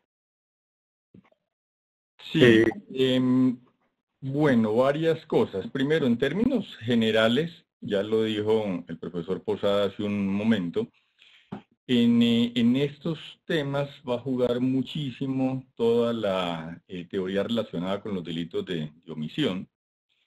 Y precisamente en la medida en que exista la obligación, como existe respecto de los empleadores en términos generales, de suministrar elementos de protección a los trabajadores, la omisión de cumplir con ese deber supone, por supuesto, creación de un riesgo jurídicamente desaprobado, como mencionó Ricardo hace un momento, y eventualmente va a significar concreción de ese riesgo en un resultado que podría ser unas lesiones o puede ser la muerte de la persona, de tal manera que la respuesta general sería la omisión de entregarle a los profesionales de la salud los elementos de protección necesarios para que puedan desarrollar su función sin peligro para su propia vida, sí puede llegar a generar una responsabilidad penal. Pasa también, como mencionó el profesor Ricardo hace un momento, es que ya ese segundo elemento que cerraría el juicio de imputación, el que tiene que ver con la concreción de ese riesgo en el resultado, probablemente sea más difícil de concretar en la práctica cuando el coronavirus sea tan difícil de rastrear, como decía el doctor Sussman hace un rato. En relación con el decreto 538, yo creo que había que comenzar por precisar que el gobierno ya hizo dos precisiones sobre ese decreto. La primera, que esa referencia al acuartelamiento se había hecho en sentido figurado, es decir, que no hay acuartelamiento. Y la segunda precisión que hizo el mismo presidente es que donde dice obligatorio no se quiso decir obligatorio, sino que con el paso del tiempo de los días probablemente va a salir una reglamentación del decreto en la que quede claro que ni hay acuartelamiento ni hay obligación de presentarse a la convocatoria que haría o al llamado que haría el gobierno nacional. Pero sí quiero llamar la atención sobre el punto de que la forma como está redactada el decreto, en el que deja la sensación de que se vincularía forzosamente a médicos para el cumplimiento de desarrolladas funciones, para el desarrollo de determinadas funciones, por ejemplo, en cuidados intensivos, puede plantear problemas también interesantes desde el punto de vista del derecho penal. Yo entiendo que el médico intensivista es una especialidad, es decir, que se requiere una preparación especial para desarrollar esas funciones. Y en la medida en que el gobierno obligara a personas que no dispongan de esa capacidad a prestar ese servicio y como consecuencia del deficiente servicio se produjeran muertes de personas, muy probablemente la responsabilidad recaería en quienes hacen esa convocatoria obligatoria para llevar a personas a prestar servicios médicos para los cuales no están capacitados. De tal manera que ahí podría haber incluso una ampliación de responsabilidad, no solo derivada del no suministro de las medidas de protección al personal sanitario, sino de obligar a personas a desarrollar funciones para las que no están especialmente calificadas, sobre todo tratándose de trabajos como este que requieren una formación profesional muy, muy estricta. Yo quisiera hacer dos comentarios sobre eso. Uno es la declaración de emergencia sanitaria. La declaración de emergencia sanitaria tiene una serie de cosas en salud que son bastante complejas. La primera es, en emergencia sanitaria, sacar el dinero de otras partes para invertirlo en salud. Segundo, con ese dinero, pues, reforzar todos los servicios que se requieren en esa declaración de emergencia sanitaria. Pero sí en emergencia sanitaria, y eso no es de Colombia, eso es del mundo, los profesionales de la salud quedamos, entre comillas, en una libre disponibilidad para el Estado. Yo lo he planteado como cuando estamos en guerra, ¿no? Que inicialmente hay un ejército que está disponible, que es el ejército regular, pero a partir de allí hay unas líneas de reservistas, en donde viene la primera línea, la segunda, la tercera, y eso es lo que tendría que reglamentar el Estado. Ahora, aquí hay un tema que es complejo para ustedes como abogados y para nosotros como médicos, y es el segundo que quiero tocar, y es la ley colombiana asume que por el hecho de que nosotros tenemos títulos de médicos, ¿sí?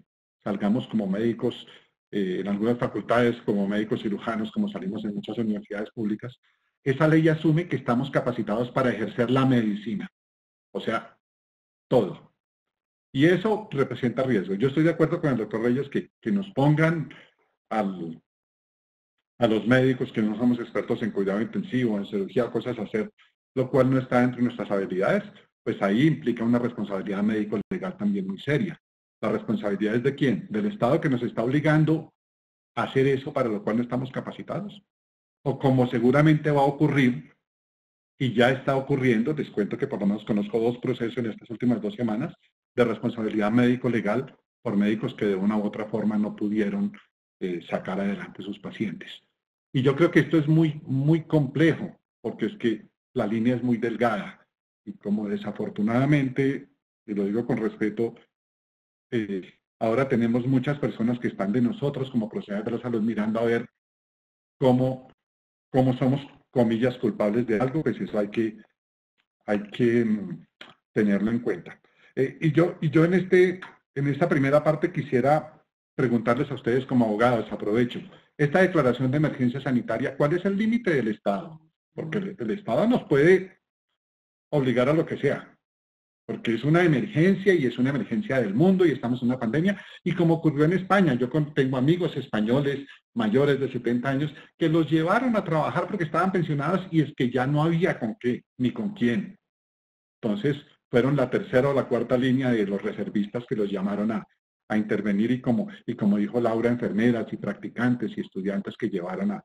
Entonces, ¿cuál sería el límite del Estado en esto? Profesora Zúñiga. Sí, yo siguiendo en la línea de lo que dice el doctor y comentando también lo que decía Yesid, efectivamente desde el punto de vista técnico, jurídico, penal, podríamos hablar de omisión, podemos hablar de posición de garante, podemos hablar de hasta qué punto hay una responsabilidad penal de la autoridad por no dar las medidas de seguridad, y seguramente en condiciones normales es un delito de nosotros claramente la omisión de proveer las medidas de protección sanitarias del artículo 316 del Código Penal, nosotros lo tenemos y se aplica y todo. Pero estamos en una situación excepcional, ¿no? Claro, ahí está la pregunta que plantea el doctor. ¿Hasta qué punto es una situación excepcional? Bueno, a nosotros se nos ha venido la situación excepcional así a la cara, ¿no? O sea, lo vemos clarísimamente, ¿no? Todos los símiles que se hace de situación de guerra quizás ha sido nuestra situación tan particular, han evidenciado que no había capacidad suficiente para poder responder a esta situación, ¿no? Ahí como jurídicamente, ¿cómo podemos, por un lado, cómo podemos obligar a la administración que provea algo que no tiene y no tiene la capacidad de tenerlo, porque ya no tenía en ese momento, no la tiene, porque llegó la avalancha de enfermos, de contagiados y de graves de UCI que no eran capaces de darse abasto, ¿no? Y entonces los médicos me contaban, era a tal velocidad que tenían que trabajar que no tenían la capacidad de ponerse incluso la ropa, las medidas de protección. Entonces, la realidad también, el derecho tiene que adaptarse un poco a la realidad, ¿no? Es decir, nosotros no podemos aplicar nuestras doctrinas, quizás, estoy pensando, ¿no? Yo la verdad que no tengo respuestas absolutamente claras ante estas nuevas situaciones, pero sí, hasta qué punto esa emergencia, esa situación de emergencia, no es que digo que esté totalmente sin responsabilidad del Estado, pero no le podemos exigir, por lo menos, si no, en la omisión, el omitente tiene que tener capacidad de actuar. Ya no tenía capacidad de proveer medios suficientes para dar a los médicos sanitarios. Ese es un problema, no sé, tremendo. Y por otro lado, pues hasta qué punto lo que planteaba tiene el médico una obligación de actuar. Bueno, no sé, quizás esto es como la guerra, ¿no? Al soldado tiene que ir a la guerra, no se le puede, no se le puede decir, bueno, hoy no voy a la guerra. Lamentablemente es una situación tremenda, por lo menos como lo hemos vivido aquí, ¿no? Es lo que vemos aquí, quizás ahí en Colombia no se ha llegado a este punto, felizmente, y gracias a Dios que no llegue, pero lo que hemos observado aquí es una situación absoluta emergencia, total excepcionalidad de la realidad. Es decir, el amor en los tiempos del cólera se queda, creo, pequeño frente a lo que hemos visto, gente en las UCIs, es decir, las unidades de cuidados intensivos estaban en los pasillos, es decir, una cosa dantesca. Entonces, claro, ahí ¿qué vamos a aplicar? El Estado tiene que responder como sea, con lo que pueda. Ha respondido seguramente muchos errores, seguramente con muchos desaciertos, pero ya al final, ya digo, desde el punto de vista, yo creo que hasta qué punto, esa es la gran cuestión, hasta qué punto podemos establecer esa excepcionalidad, ¿no? Esa es la cuestión, ¿no? ¿Cuáles son los límites de las restricciones de derechos y también de obligaciones, en este caso del Estado? No lo sé, pero creo que no es una situación normal, ¿no? Es decir, nosotros por lo menos hemos vivido una situación de excepcionalidad. No, yo quisiera hacer Hombre, los estados de excepción, al menos en Colombia, tienen una particularidad, y es que, digamos, no limitan los derechos fundamentales de las personas. Es una, digamos, estructura constitucional muy compleja que supone claramente una ponderación de derechos muy difícil que tendrá que hacer la Corte. Pero, digamos que de esa línea de pensamiento a mí me preocupan varias cosas. La primera es que si llegamos a ese punto por la vía de los decretos de emergencia, básicamente convertimos en garantes formales a todos los médicos de Colombia. Y esa estructura de garantía, por lo menos en principio, es muy difícil frente a dos estructuras del derecho penal que valdría la pena analizar con más cuidado. La primera de ellas es la objeción de conciencia. Yo creo que uno no puede eliminar la objeción de conciencia en Colombia desde ningún punto de vista. Incluso cuando la ejercen los médicos, recuerden que el primer caso de objeción de conciencia en Colombia fue justamente de unos médicos que tenían que realizar una operación de corazón que no tenían el plasma sanguíneo necesario para hacerla. Es decir, los médicos no tienen en el caso concreto todos los insumos que requieren para hacer una intervención adecuada conforme a los elementos del derecho penal y en general para salvar las vidas. En consecuencia, la objeción de conciencia no podría estar limitada en estos casos conforme al artículo 18 de la Constitución. Tendría que ser permisible. La segunda estructura que me parece muy interesante es incluso cuando haya una justa causa, y en particular cuando estén en propio riesgo, y no necesariamente un estado de necesidad justificante, pero sí un estado de necesidad exculpante. Es decir, cuando el sujeto pueda en algún momento decir, mire, no me pueden exigir tampoco en ciertos límites convertirme en un mártir, porque es que una cosa es mi disposición por vocación y otra es que yo necesariamente y jurídicamente tenga que martirizarme. Yo creo que ese no es un derecho democrático desde ningún punto de vista, pero por lo menos en Colombia el estado de necesidad, independientemente de las discusiones, pues no lo podría alegar quien tenga el deber jurídico de enfrentar el peligro. En consecuencia, hay unas discusiones de fondo que los penalistas no hemos dado en el contexto local en ese tipo de situaciones, pero desde mi perspectiva los médicos no podrían perder esas estructuras de defensa de sus derechos fundamentales, entre otras cosas por una razón, porque independientemente de la necesidad que es obvia y evidente de enfrentar la crisis sanitaria y la protección de las vidas, hay otro derecho por allí que habría que pensar, y el trabajo es, digamos, el derecho a no ser forzado al trabajo. El trabajo forzado está prohibido internacionalmente. Entonces, no sé cuáles van a ser los límites que la Corte Constitucional haga en esa ponderación, pero no es un análisis fácil. Y yo no creo que, digamos, no podemos generar tampoco como democracia un precedente de anulación de derechos fundamentales, incluso por un fenómeno tan grave como este. Habría que más bien generar toda una política pública de incentivos, una política pública de seguridad para los médicos, una política muy estricta en el sentido de, oiga, es que el Estado es responsable si los médicos no tienen las condiciones.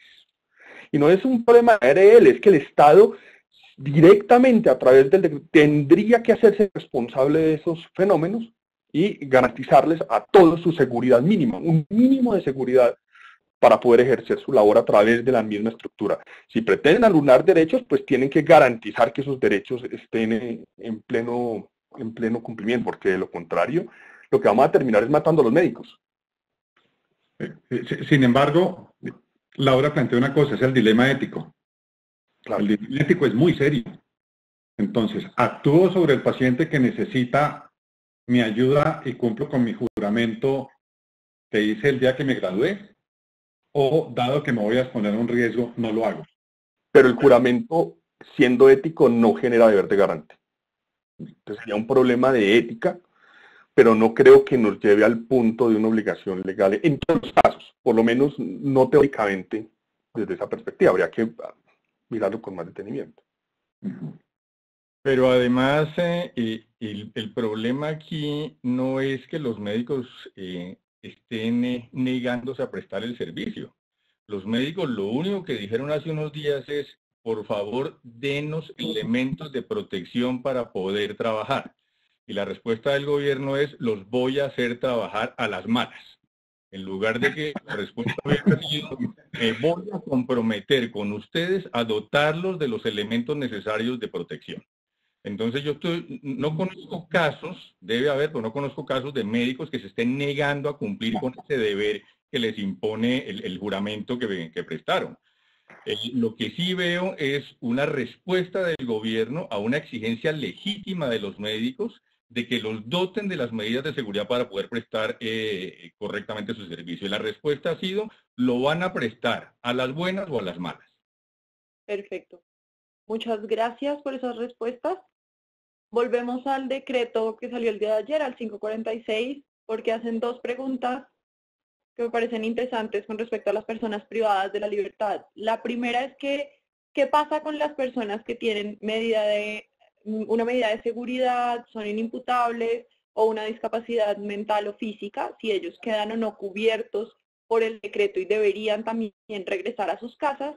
Y la segunda es, y la voy a leer textualmente, si el fundamento y finalidad del decreto 546, excarcelación, es evitar el contagio y consecuencias derivadas del COVID-2019, ¿debe el juez efectuar un análisis de riesgo casuístico frente a cada petición elevada por un detenido condenado, o lo aplicarían ustedes bajo una presunción de riesgo superior al ordinario?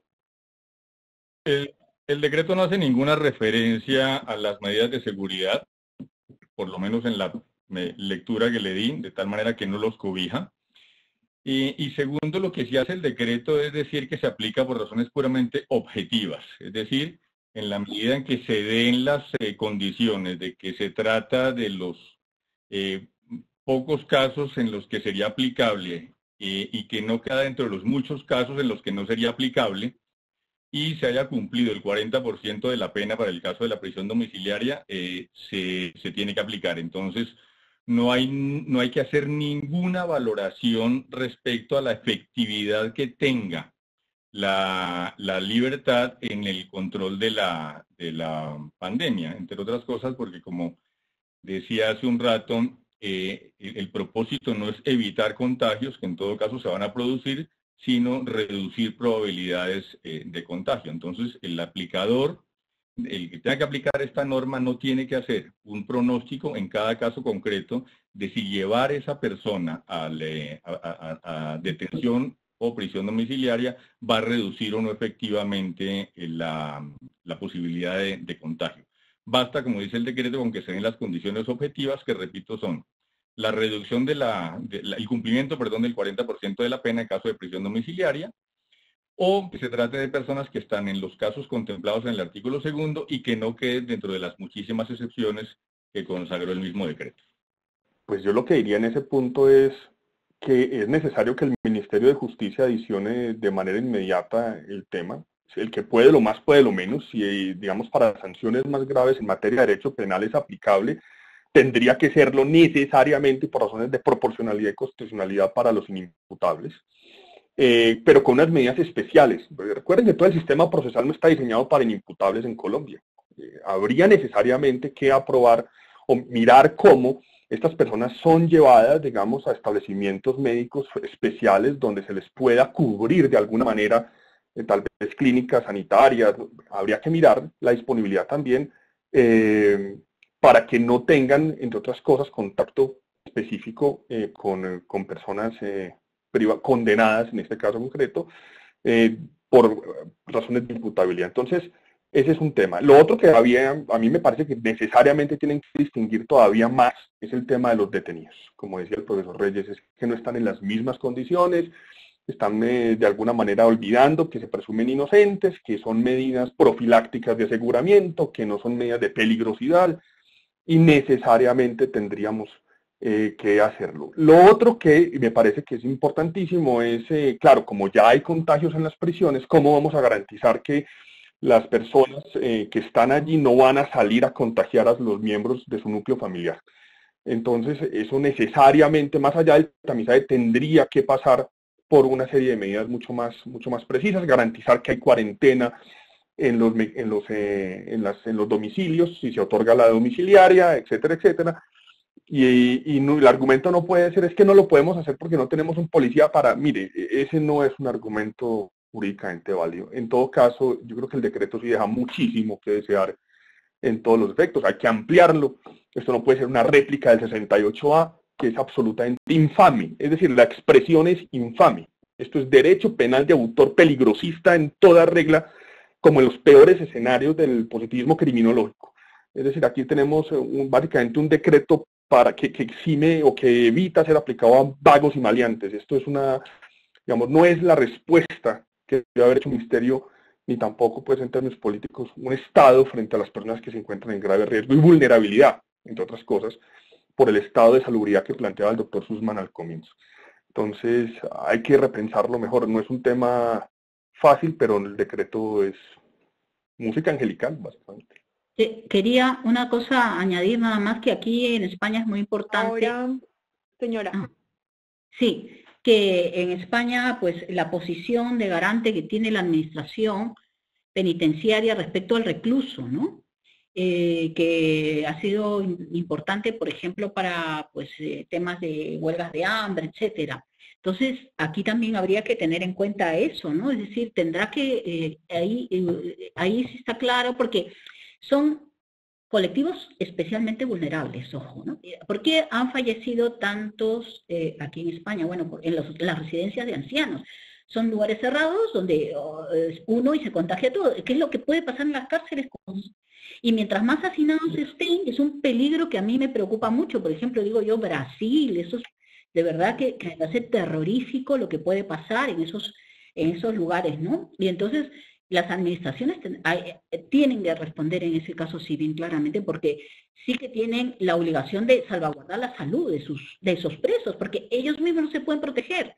O sea, es decir, son absolutamente vulnerables, están en manos de la administración, y por tanto es importante, pues, que vean algún tipo de medida, ¿no?, de protección. Gracias, profesora. Hay un fenómeno que se está dando, yo no sé en España si la situación sea igual, pero aquí anoche se presentaron protestas en varios barrios de Bogotá porque la gente alega que no tiene los medios para subsistir en cuarentena y que durante el confinamiento no tienen cómo alimentarse. Hay mucha gente en Colombia que vive de lo que consigue el día a día. Estas personas, al mismo tiempo que están protestando, están violando las medidas de cuarentena y las medidas de confinamiento, y entonces se genera una dicotomía entre si deberíamos estar buscando medidas de auxilio para estas personas, que el gobierno, tanto local como nacional, ha tratado de tomar algunas medidas y podemos discutir si estas son suficientes y adecuadas o no lo son, y al mismo tiempo serían los más susceptibles de ser sancionados penalmente por los delitos que venimos hablando.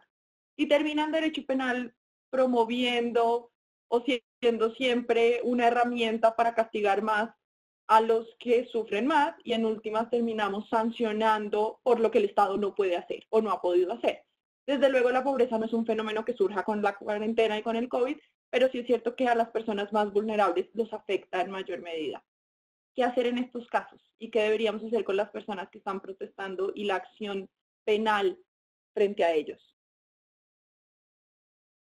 Bueno, en realidad la situación en España es totalmente diferente. Si en algo ha pecado el gobierno de omisión, está tratando vía acción de emergencia económica disculparse algo. Y hay un paquete de medidas impresionante para apoyar a empresas, autónomos, trabajadores. Se ha ideado, por ejemplo, una suspensión de los trabajadores. No se puede, está prohibido despedir a los trabajadores, es decir, muchísimas medidas. Y el que no tenga, o sea, mientras van a cobrar paro, ahí se va a cobrar este tiempo, se va a cobrar unas medidas de protección. Se está hablando del salario también vital, un mínimo que se va a plantear para todos, o sea que ese problema no lo tenemos, ¿no? Es un problema que realmente no tenemos, pero sí, por ejemplo, lo he percibido en Perú, ¿no?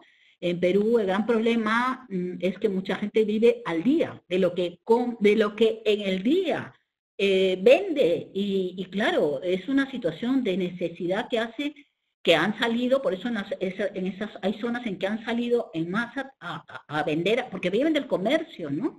Y ahí sí que efectivamente es un problema social. Esta es la prueba de donde hay un estado de bienestar, un estado social, y donde no hay estado social, ¿no? Es decir, la verdad, cómo este coronavirus nos está poniendo en la cara los problemas sociales que siempre hemos dicho. Es decir, un estado desigual, un estado que las élites en el Perú, y yo pongo entre paréntesis, pues la clase rica se está preocupando de que no tienen servicio de empleadas en el hogar y están haciendo las labores las personas, normalmente las mujeres sí, pero esa es la discusión de ahí, ¿no? Entonces, lo que quiero decir que ese es el mundo pues que se ha creado y que también se vota muchas veces, ¿no? Y aquí, en ese sentido, sí que ese estado social tan desmejorado con las últimas medidas, pues nosotros, esa es otra cuestión que decíamos aquí en España, que teníamos la sanidad mejor del mundo, pues ha caído, pero en pedazos, ¿no? En pedazos, porque ya hace años ha habido recortes en materia de salud, a los médicos les han forzado a tener cada vez más pacientes por minuto, han cerrado lugares, y sobre todo han cerrado la investigación. Fíjense qué importante, ¿no? Aprovechen. Centros de investigación con los recortes se cerraron, que podían ahora estar estudiando, ¿no? Ahora todo el mundo ya quiere a marchas forzadas tratar de investigar, pero claro, estas cuestiones son de largos años, ¿no? Es decir, el culpable no es solo este gobierno, hay mucho, por eso decía que es la confluencia de causales que favorecen una situación, ¿no? Pero yo quiero que caigan en cuenta de una cosa, porque si hay que hacer alguna intervención, porque si miramos un poco la historia de la epidemia, al menos en Latinoamérica, pues ¿qué ocurrió? Inicialmente arranca como una epidemia de estratos altos. Pues ¿por qué? Porque los estratos altos eran los que podían viajar a Europa o podían viajar a la China, ¿sí? Luego viene una pequeña epidemia, que es lo que estamos viendo, de estratos de clase media, ¿sí? Los que estaban trabajando, tenían que salir, etcétera, etcétera, ¿sí? ¿Y qué nos va a pasar ahora si no hacemos nada? Lo que pasó ayer en Bogotá, las personas de clases menos favorecidas pues tienen que salir, tienen que sobrevivir, se van a exponer y son las que van a llenar nuestros hospitales públicos. Y si no hacemos una intervención, todo el esfuerzo que miramos que se ha hecho, y que yo vuelvo a decir que creo que sí se ha hecho bien con algunas excepciones y algunas cosas que hemos discutido, pues vamos a tener un problema de salud pública muy serio. Y digamos, como lo planteaba el profesor Bosado al principio, pues es que aquí el tema también es político, es social y jurídico. Entonces, de nuevo, ¿cuál va a ser el límite y cómo lo vamos a manejar?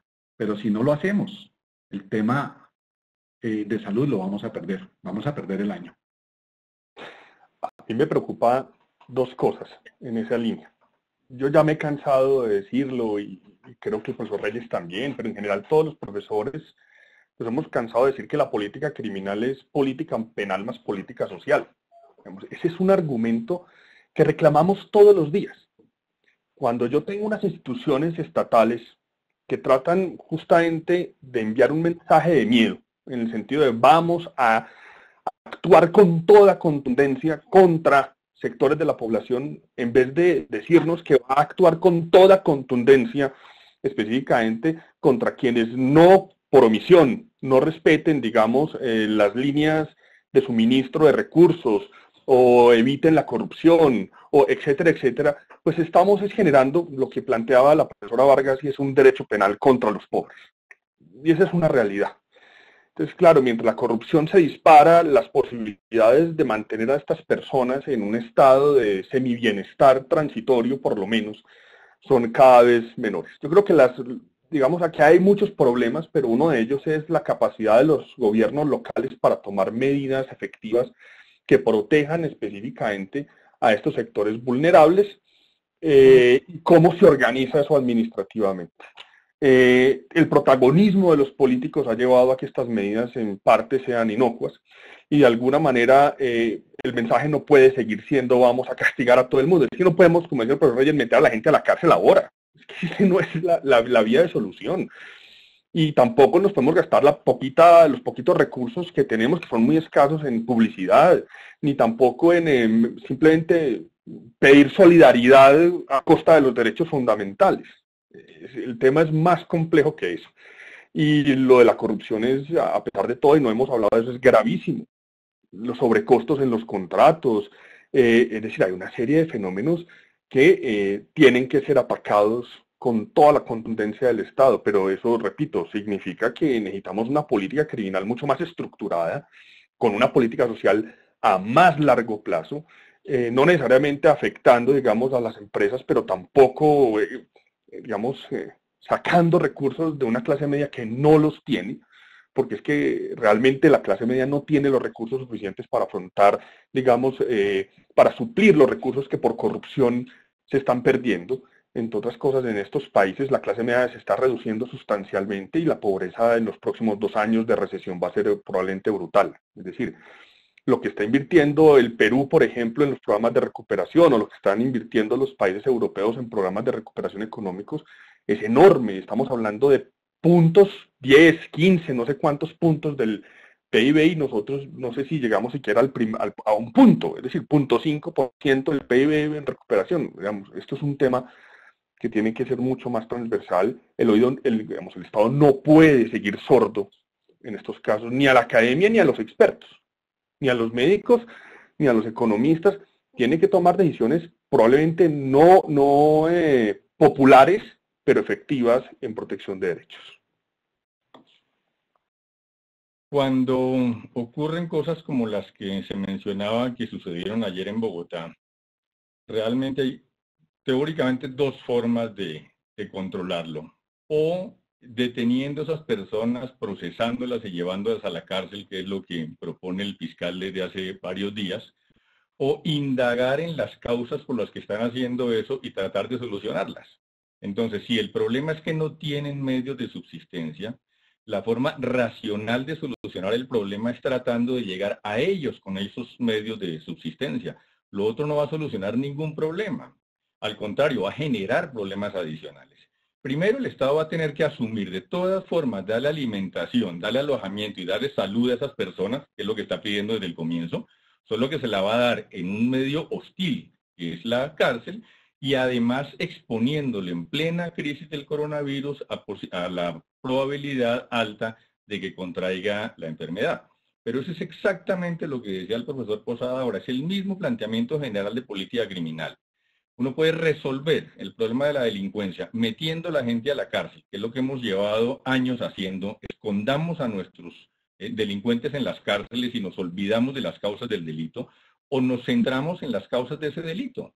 Justamente el haber dedicado la política criminal a una política de pura represión es lo que ha llevado a esa exageración en el uso del derecho penal y a esa sobrepoblación carcelaria que ahora el coronavirus ha puesto de presente. Gracias. También es cierto que solamente agravaríamos la situación de estas personas que son las que están diciendo que necesitan trabajar si las metemos a la cárcel y ahora sí que les restringen toda actividad económica. Nos sale muy grave la solución al problema. Quiero terminar con una pregunta para todos ustedes y es, ¿qué lecciones, tanto desde el punto de vista penal como desde el punto de vista médico, podemos aprender de esta situación? ¿Qué de bueno le podemos sacar, darle un poco de esperanza a la gente también? Hay lecciones que nos pueden llevar a ser mejores como sociedad. Y doctor Sussman, la pregunta que todos nos estamos haciendo que viene a continuación, se está hablando de un confinamiento inteligente, hacer pruebas rápidas de forma masiva, que a partir del 27 empiecen algunos sectores a reactivarse. ¿Qué podemos esperar? Bueno, ¿empiezo yo?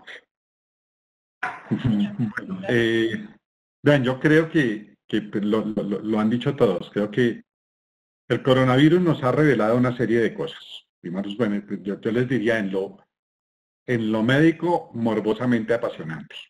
¿Sí? Todos los días tenemos información, todos los días aprendemos, todos los días oímos experiencias de todos los países. Ha sido muy bonito. Yo creo que la solidaridad en el compartir el conocimiento en el mundo ha sido muy interesante. Los laboratorios de investigación se han unido. Habrán discusiones que es que el uno se guarda un pedacito de información, que el otro no le deja tiempo, pero yo creo que lo primero que nos ha mostrado el coronavirus es la fragilidad del ser humano. ¿Sí? Yo le decía a alguien en estos días, le decía, es que tenemos un problema chiquitico, que es el coronavirus, que nos mostró una gran cantidad de problemas. Y dentro de eso nos mostró la fragilidad del ser humano. Nos mostró la desigualdad social, indudablemente. Nos mostró los grandes defectos de nuestros sistemas de salud y los sistemas que se decían perfectos, los americanos, el español, el de Nueva Zelanda, pues mostraron que no eran tan perfectos. Pero creo que el coronavirus nos ha enseñado cosas bonitas. Primero es volver a lo básico. Yo insisto en eso y cuando digo volver a lo básico, es que por lo menos en medidas de salud nos está diciendo vuelva al lavado de manos, vuelva a la nutrición saludable, ¿sí? Eso ha sido muy importante. En lo social nos está enseñando otra forma de socializarnos. Esta, ¿sí? Que unos no éramos tan duchos en esto y nos ha tocado aprender y decíamos antes de empezar esto, que por lo menos para nosotros que hacemos docencia ha sido difícil, nos hace falta el contacto con nuestros muchachos y verlos y saber si están aprendiendo o no, ¿sí? Y en lo tecnológico, creo que el gran desarrollo, yo hoy leía cómo este aplicativo Zoom se valorizó yo no sé cuántas veces gracias a todas estas cosas. Ahora, responder qué viene es muy difícil. ¿Qué se espera acorde con el conocimiento y el desarrollo de epidemias? Que vamos a estar con este virus por lo menos un año y no sabemos si se va a quedar endémico como se quedó H1N1 u otros tantos virus respiratorios. Eso no lo sabemos. Respecto a lo que viene en los países, pues tenemos que tener mucha prudencia. El director de la Organización Mundial de la Salud nos ha dicho, mire, no levanten las medidas tan tempranamente. No sabemos si puede haber un rebrote. ¿Sí? Háganlo con medida. En el país, pues ya el presidente Duque y algunos de los políticos han dicho que vamos a tener un levantamiento de la cuarentena inteligente. Yo no sé qué es eso. Yo no sé qué es eso porque lo que sí se ha demostrado es que el distanciamiento social sí hace que se mitigue un poco la diseminación de la epidemia. Entonces nos toca tener mucho cuidado y no el 28 de abril salir todos a la calle como locos a hacer lo que hemos dejado de hacer estas semanas. Pero sí que viene mantener esta responsabilidad social, mantener la responsabilidad de protegernos primero como individuos, proteger a nuestras familias y proteger a la sociedad. Y tendremos que cambiar, tendremos que aprender a transportarnos en el Transmilenio, ya no en un Transmilenio lleno, sino distanciado, y no sé qué irá a hacer el Estado para mejorar este tema del transporte, y tendremos que aprender a respetar las colas, a no ir a sitios públicos. Probablemente la vida de restaurantes se acabará durante un tiempo, los eventos se acabarán durante un tiempo, y yo creo que lo que viene es seguirle aprendiendo a este virus y seguir haciendo caso, cosa que a nosotros como latinos, y lo digo con respeto, nos cuesta mucho trabajo. Los países que han logrado hacer cosas los han hecho bajo la norma cultural. Es la prueba de Corea, es la prueba de Alemania, en donde la gente respeta las normas.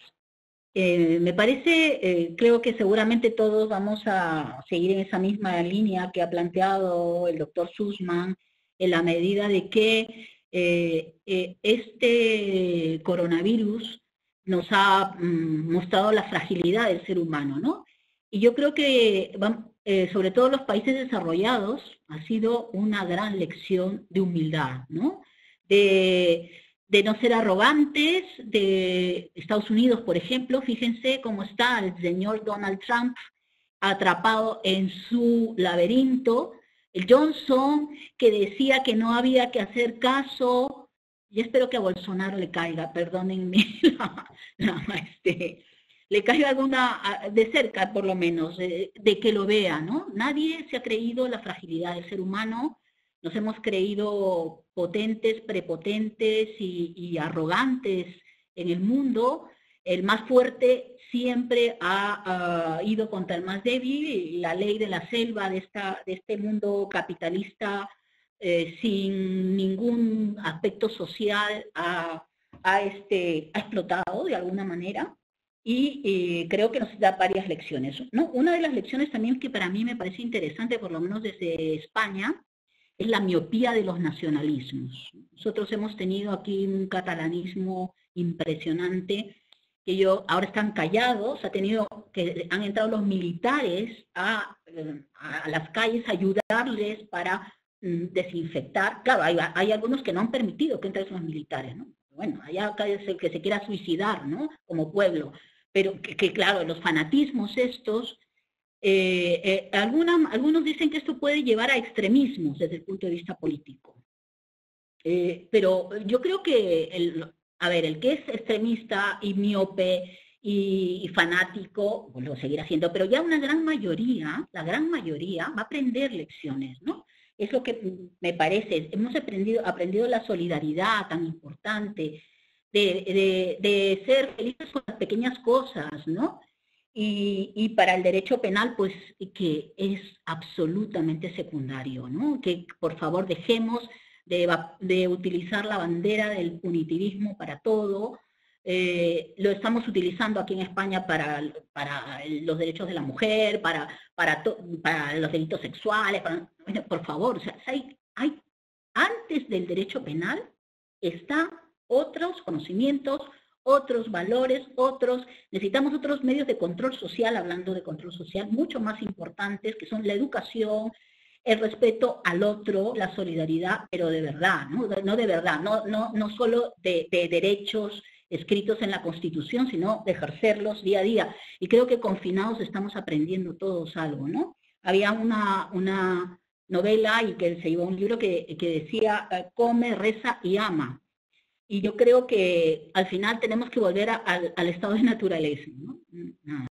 Yo agregaría todo lo dicho, que estoy de acuerdo, que nos ha demostrado la fragilidad de nuestro sistema democrático, de esa institucionalidad precaria, congresos que no sesionan, justicias paralizadas, falta de soluciones reales. Yo creo que esta es una oportunidad absolutamente enorme para reinventar nuestros sistemas democráticos, donde escuchemos un poco más a las personas, menos extremistas, menos aprovechados de la credulidad y de los discursos de seguridad pública subjetivos, más humanos, una estructura que nos enseñe a tenernos más en cuenta Necesitamos no una reforma a la justicia como se venía pensando, sino una reforma a la agilidad del sistema que ha demostrado que, como está diseñado, no nos está funcionando para la protección de derechos fundamentales. La enorme selectividad del derecho penal, eso sí está puesto en evidencia, digamos, lo están utilizando como un mecanismo de miedo y de presión, cuando lo que necesitamos es generar conciencias, por una parte, generar más solidaridad, y yo creo que la gente sí le está enseñando a los gobiernos eso. Necesitamos probablemente más bienestar social y menos normas formales y menos jerarquías, probablemente porque algo que nos ha enseñado esto es que a veces la autonomía funciona mejor que la verticalidad para la solución de los problemas.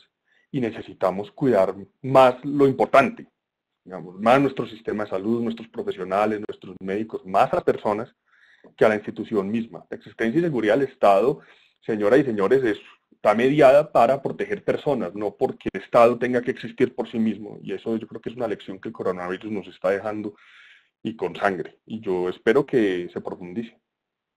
Sí, yo en la misma línea diría que, ya lo hemos mencionado todos en este par de horas, el coronavirus ha servido fundamentalmente para desnudar problemas estructurales de las sociedades. Ahora estamos todos muy urgidos de medidas excepcionales que tapen la hemorragia, medidas a corto plazo, que son las que fundamentalmente toma en Colombia el Ejecutivo, pero me parece muy importante aprovechar esta coyuntura para buscar soluciones permanentes a esos problemas estructurales que reveló el coronavirus. Por eso es tan importante la labor del Congreso y por eso es tan inexplicable que el Congreso en Colombia haya tardado tanto tiempo en reunirse, justo en un momento histórico en el que tenía todas las posibilidades de convertirse en el referente, en el control político de las medidas que está tomando el presidente de la República, el Ejecutivo, como lo manda la Constitución, y por tener en sus manos la posibilidad de buscar soluciones, no a corto plazo, sino a largo plazo, que nos permitan solucionar esos problemas estructurales que esta pandemia reveló. Muchísimas gracias a nuestros panelistas, a la profesora Laura Zúñiga, al doctor Otto Sussman, por haber aceptado la invitación del área de Derecho Penal de la Universidad de los Andes, a todos los que nos acompañaron como asistentes invitados a los próximos eventos. Seguiremos haciendo eventos por este medio, que estén muy pendientes de la información en las redes sociales y recordarles que van a estar la grabación, el video de este evento para que lo difundan. A todos muchas gracias y feliz tarde.